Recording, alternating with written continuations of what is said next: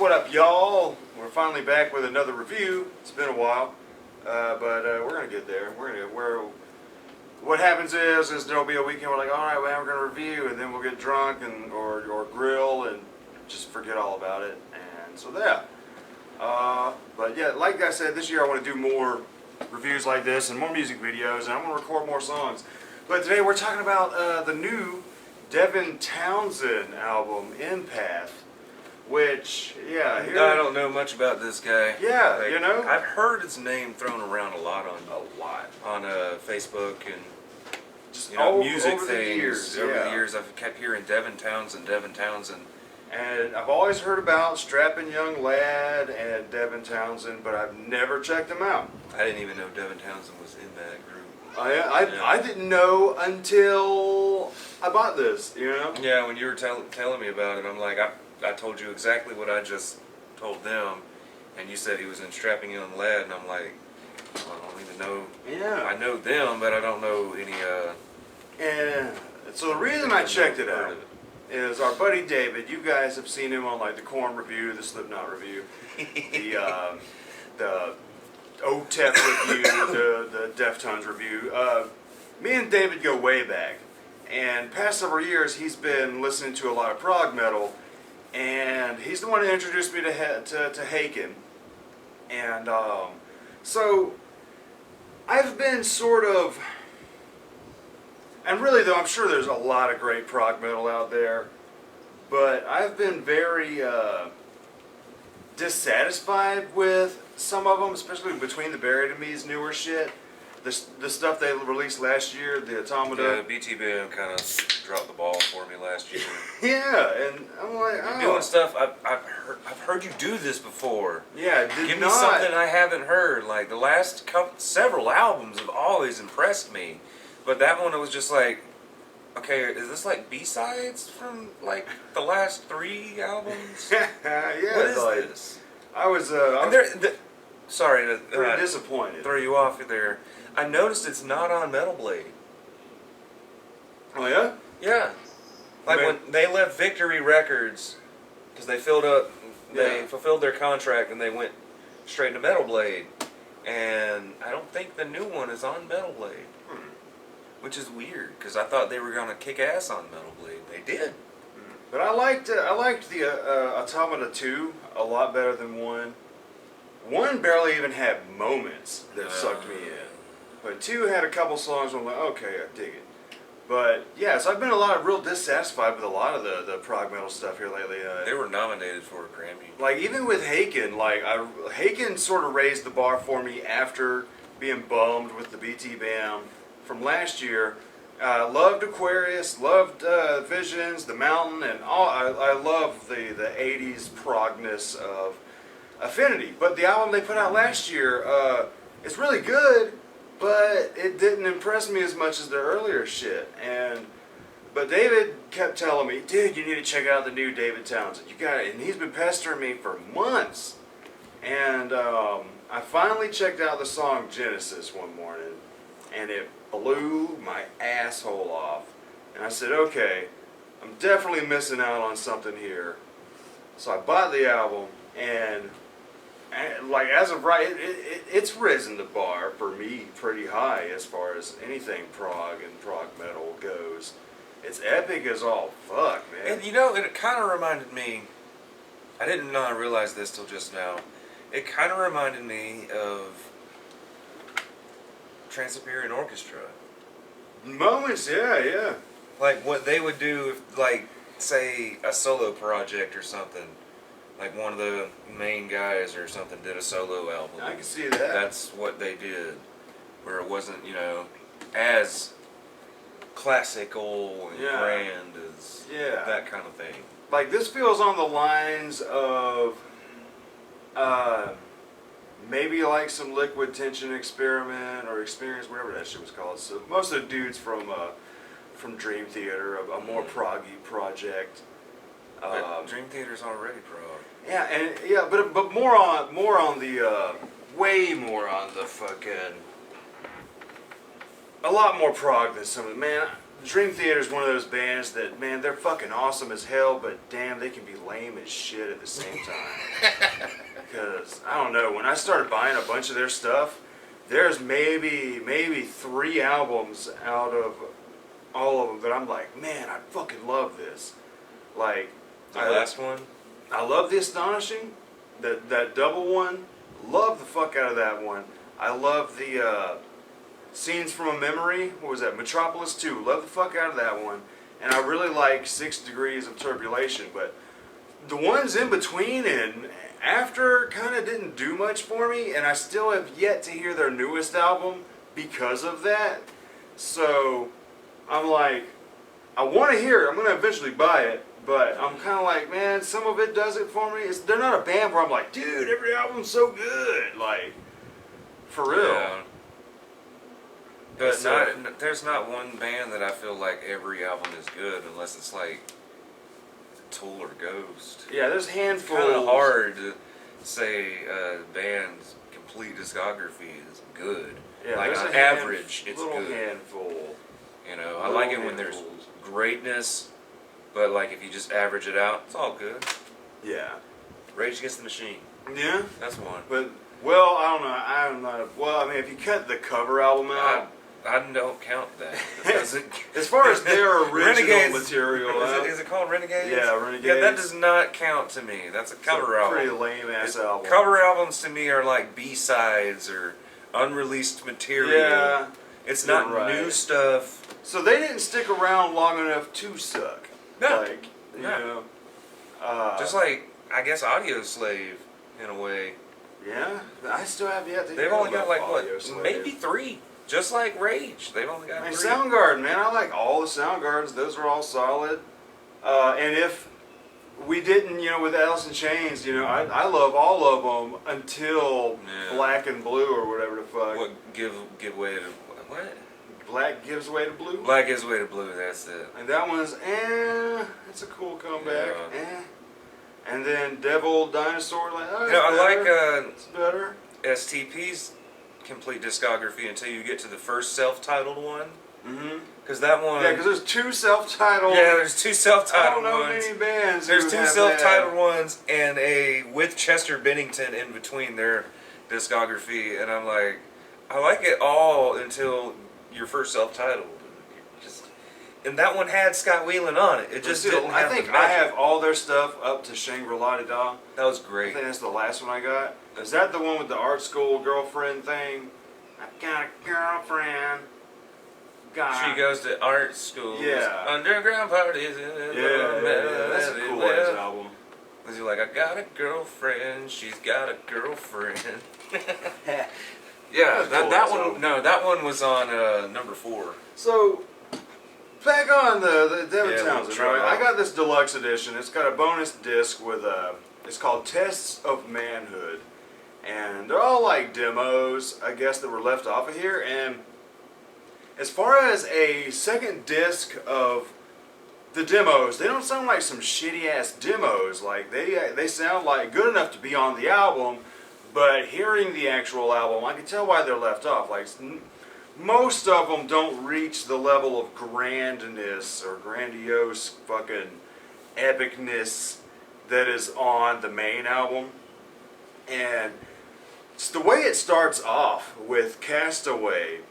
Really cool beachy stuff. Like it really feels like you're on a beach. You got this kind of fucking steel guitar kind of thing going on. You know, that beachiness. I don't know. I'm horrible. Then it runs into Genesis, and Genesis blew my fucking asshole off. And what I was worried was, damn, Genesis is like the main proper song, or the first proper song on here. So I was worried, I'm like, did he blow his load on the first track? Does the rest of the album hold up to the first fucking proper song? And because I don't know nothing about this guy. The first song does blow your nuts off. Yeah, it blows your fucking nuts off. So I'm like, does the rest of the album hold up to this? Because there's a little chiptune moment. There's a part where cats are fucking meowing and a fucking cow moos. And just the fucking... Yoko Ono if she went metal. And there's parts where the main part with the "Let There Be a Light," Let There Be Moon, like fucking epic as shit, and then you get into these brutal drums, just like fuck, dude. There's so much going on in this track that I'm like, is the rest of the album gonna be as good as this song? And it fucking is, man. What trips me out is I love all the choir stuff. Yeah. A lot of female choir stuff, and I like the fact that it's not necessarily just sort of epic choir shit that you hear in a lot of stuff like this. A lot of it kind of goes for the churchiness choir. Yeah, and almost film score. Yeah, very, very fucking film scorey. Very. Like, I film kind of scorey. felt like classic film scores, like John Williams. Yeah, scores yeah, and stuff there like are. that, Yeah, you know? yeah. Stuff that you can pick apart. And like, didn't he do Home Alone? John Who Williams. did Home Alone? He Didn't he do Jurassic Park? He didn't do Jurassic Park. He did Home Alone. He did Home Alone because Chris Columbus. Oh, did he do Home Alone? You're fucking me up because the guy that did Home Alone did Harry Potter. yeah, that's what I'm saying. Is a lot of Harry Potter score reminds me. I don't think of that's John Williams. I don't think that's John Williams. John Williams did Superman, Star Wars, Yeah. and Indiana Jones. Right? Yeah, he did Indiana. He did most of the Spielberg movies. Jurassic Park is a Spielberg movie. Yeah, he did most. John Williams has done most of the. So he probably did Pan, Hook. Yeah, John Williams did do Peter Pan. Oh no. Harry Potter. Oh, okay. Therefore, he did do Home Alone Okay. because when we were playing the Harry Potter Lego games, I'm like, why does every time you get to the Christmas music, why am I hearing parts of Home Alone? Yeah, and it's in there. I'm like, all right. It's that John Williams DNA. But yeah, there's some John Williams-ness to a lot of this stuff. You know, back in the day, Very whimsy kind of shit. I used to like Danny Elfman scores back then, but now they kind of They're not as good as they were. no, They're not as good as they were. Like Danny Elfman is, I mean, done a lot of movies in the past decade and a half that I'm like, none of this is matching up. I remember to, it being awesome the way he was in the Spider-Man movie. Yeah, and like I don't even remember that song. Yeah, I don't remember none of that. And he fucking scored Red Dragon, and you know. What? Yeah. He did Avengers: Age of Ultron. Yeah, and I'm like, yeah. You didn't even put your. That. He didn't put his Elfman spin on. Yeah, there's no. Yeah, no, you can't do that in an Avengers superhero movie. Because when you watch an old movie and then Danny Elfman runs in there, you're like, oh shit, that's Danny Elfman. Like we were watching Scrooged a couple years ago, right? And I'm like, this is fucking Danny Elfman, and it pops up music by Danny Elfman. I'm like, yeah, man, I called it. But yeah, like the newer shit, I'm like, I won't know until I see his name pop up. Yeah. I'm like, oh. Well, back in the day, I didn't know that he did the Simpsons theme. Oh yeah. But you can hear it now. Yeah, you can hear it. You know, when we were kids, I didn't know he did Tales from the Crypt either. either. When we were kids, yeah, I didn't know it, but when we started talking about Danny Elfman and film score or composers or whatever, like he was the one name that stuck out there. And Simpsons. When I started buying all the Simpson DVDs, I was like, I can hear it, because you'd see themes by Danny Elfman. Yeah, because like the shit we like from that dude is all the mostly bassy and horny kind of stuff, and that's definitely in the Simpsons theme. But this album reminds me of the grand opera-ness of it, the structure, and the build up in the slow parts, and then the build up in the very fast climactic battle or whatever it kind of sounds like a film score. Yeah. The whole thing through. Like, you can make a badass movie to this. Yeah. The whole way through. It's got its slow parts, it's got its... And none of it's boring. No, it's not. It's like, that's the part where, like, say if it was a movie, the slower musical parts would be like the dialogue or the exposition parts and all that in the film. So, alright, after Genesis, you have Spiritual Collide, which is the one that I said, and you said you were going to say it was. It sounded like some Enya stuff. With the choir. The choirs reminded me of some early-ass Enya. I'm like, that's fucking cool, man. There was that opera song that I said sounded like, what was it? That is Why, the song The Why. Christmas, You said Oh Holy Night. Oh Holy Night, yeah. That one is Holy Night awesome, because I love Broadway-style music anyway. And then he just randomly throws in death growls for like a fraction of a second. Yeah. And then it just goes back to the oh kind of saying like this album cool. sounds expensive. Like, how much did you spend on making this album? It does. Don't go broke, man. It's awesome. But Jesus Christ, man. This sounds like expensive.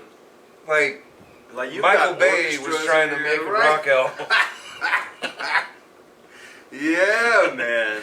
All the epic fucking metal moments and the operatic moments are explosions. Yeah. In a Michael Bay movie. Yeah, man. Like this, it does, and then at the same time, Special effects. It's a really great sounding album. Sonically, this thing, I don't know what it is, or maybe nice I'm wrong. to hear it with headphones on. Yeah, I'm sure it probably is really good with headphones, but it sounds so fucking good. Everything is so Or a surround leveled sound. perfectly. A buddy of mine on Facebook said he likes the album but hates the production. He said he hates walls of sound, which I'm not the greatest producer in the world, especially if you listen to our songs. Some of them sound good, some of them sound shitty as far as the production goes.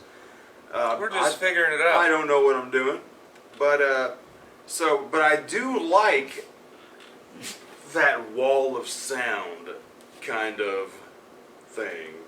But yeah, I mean, the way this album sounds to me is just so good. There's so much going on, but everything to me is like leveled perfectly, where you're hearing every little moment, man. Every little tiny bit. You need a trash can in here. Is in there. I do have a trash can. It's right there. Oh shit. Yeah. And then what's after that? All right, Evermore. Evermore is another one I really like. It's got it does that choir thing again, but they go in this tune and na, na, na, na, na, na, na. I don't know. I'm tone deaf, people. But Evermore is really fucking good. We're tone deaf, but we're gonna make an American Idol parody album. Sprite though. Sprite's another one that is really good. I think that's the one that starts off with, there was a little bird that forgot how to fly. And then Hear Me. Hear Me is really good and epic, and that to me is one of the more metal-y prog songs on here. Man, there's some badass moments on there.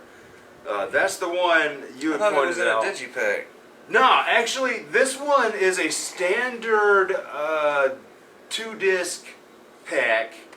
But I have seen one on some of the CD collector groups I've got where you've got a cool ass digipack with all kinds of shit going on, and I'm like, yeah, it'd be cool to have, but you know what? I'm fine with this. Deluxe edition is all that matters. Yeah. I mean, it was $10 on Amazon, so Shit, that ain't bad for 2 discs. yeah. Damn, Sony still has a record label? Mm-hmm.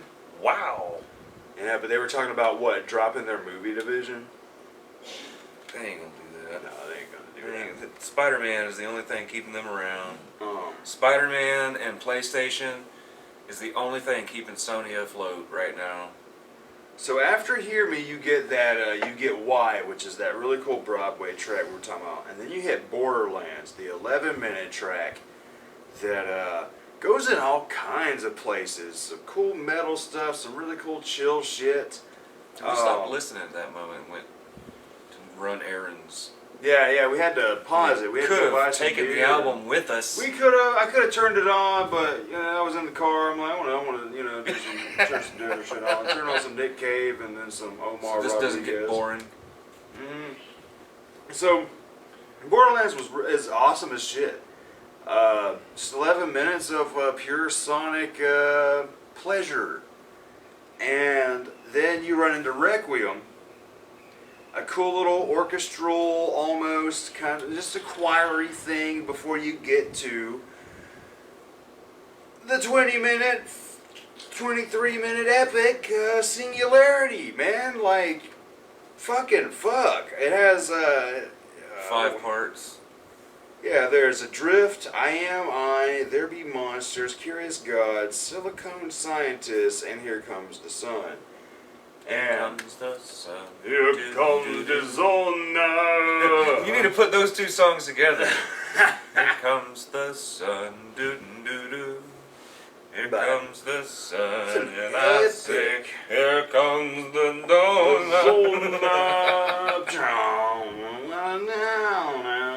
I remember when I first heard that song when Mooter came out. Oh yeah. I was like, man, this is so great, man. But that trailer. Oh yeah, with Ishville, man. Yeah. Fuck yeah, that was rad. Check out the trailer for the remake of Destroy All Humans. It's got Ishville in there, the alien dude singing it and shit. I know, dude. That was like the greatest part. Pretty awesome. Like he was actually lipping, and it looked creepy as shit. You hear that voice coming out of something that looks like that, you're like, God damn. Yeah, man. I don't know why they picked a fucking Rammstein song of everything for a game that's supposed to take place in like the 30s. It's cool, man, because like Rammstein is on top right now, man. Yeah, that album has done amazingly well. I was happy to see that they made it to the top of the Billboard charts. Yeah, like not in America. Like I think it hit number 9 in America, but that's the first that's time they pretty broke. Fucking good. Yeah, for rock music in for today's them world. Yeah, for them especially. That's the first time they broke the top 10. But wow. all over the world, though, they've been hitting number 1. Like everywhere else, they've been hitting number 1. Hey, don't stop. Yeah, don't fucking stop. They said it might be the final album. It don't need to be. But they'll keep touring. But they said it might be the final album. It's like, man, come on. I want more. I want more. This is 11. I waited 10 years for 11 tracks, bro. 11 solid fucking tracks. We're gonna review it tonight. It's coming. But I'm talking about Devin Townsend. The 20-minute track at the end is real epic. And sort of just, it fucking, you know, like I told David, it feels like getting fucked really good for an hour and a half. And when it's all over, you need to light up that fucking cigarette. That's what this album feels like. Sounds like my ears have been pounded. Yeah, by a big ass dick. No. No. Or a vagina. Vagina. How's a vagina gonna fuck your ear, though? Makes more sense to scary movie that shit. You can, rub it? I don't know. Rub out the clown. Yeah. And then she can start pounding your ear. Oh, man, but yeah, man. It's... Alright. Now, I've never heard anything this man has done that I know of. No, I haven't. That either. I know of. And yeah. Right now, I can give this album a 10 out of 10. Just because of how it's not all metal. There's just so much different stuff going on. None of it's boring. And I have played it out like this whole week. I wasn't bored. It's the first time I heard it, so there's a lot that I needed to take in first listen. Mm-hmm. But on first listen, I would give it at least an 8. Yeah. You know, but like I was interested the whole time. I was never bored. Yeah. But it's an 8 because I need to hear it over and over. Yeah, you'll probably never hear it again after this. No, I probably will. I mean, I don't know. Who knows? I mean, yeah, you'll come over here and you'll hear it. Yeah. But just know, upon first listen, never knowing anything this dude did, I was surely impressed the whole time. Best, like you said, best prog album I've heard in a long time. I was never bored, but I haven't heard it as much as you. I don't know where the. Yeah, it hasn't had to be able to digest. They can choose the cool parts. It's not digested yet. Like, yeah, it's just kind of there. It's a lot to take in. I have my initial my initial feelings on it reminds me of this, that, and the other. Made me feel like this. Like you did say it feels like a culmination. Yeah. All It feels like a culmination of every fucking metal I've been getting into in the last 10 years. Yeah. Like there's wrapped prog, in there's one. classical, there's fucking death metal. There's everything. It's every fucking metal, and then they throw opera in it. Yeah, And it's like, Jesus Christ. A I tad feel like calling it electronica. prog is not doing it justice. Like, Yeah. I feel like calling it prog is more Putting it in a a little- disservice to what it really is. Yeah. Because Jesus Christ, it's more than just prog Yeah, or prog metal. Yeah. You know, it's like a new evolution of that kind of shit. metal film score. That's what it is. I mean, for real, man. Like, it blew my balls off. Yeah. I gave it an 8. He gave it a 10. Yeah, and it makes sense why he gave it an 8. I mean, you know, dude only heard it just now. But we'll be back with like We'll what? be back. A couple random albums. I got the 3. Yeah, we'll Whatever. turn one of them on, and I don't know. We'll probably talk about this Joe Pesci album. We'll find something. Yeah, we'll find something, and then later on tonight, the new Rammstein, one I've been waiting to review for a You know while. what would be cool if we can like live stream some of this stuff. Yeah. Like Yeah. live stream us listening to it and talking about it, and then hope for our sweet donations. Yeah. Oh yeah. But yeah. What do you guys, especially the people watching this that have heard this motherfucker, what do y'all think? What do y'all think? I still haven't heard any of the albums before this. So who knows? What, Yeah, this is maybe- fresh ears. We're fresh yeah, ears. Virgin ears fucking on, ears. So maybe some it's Devin a Townsend. disappointment to you guys. Maybe his earlier Yeah. shit's like way more amazing, and this is a sellout. Yeah, Who knows? Maybe this is more soft. Yeah, yeah, for real. Like what is it? What Or do you more guys think? structured, or like I said, overproduced. Like, how much money did you spend on making God this? damn, did Phil Spector get out of prison? I've been sending him notes. He's my pen pal. Yeah. So we'll see you guys on the next little video.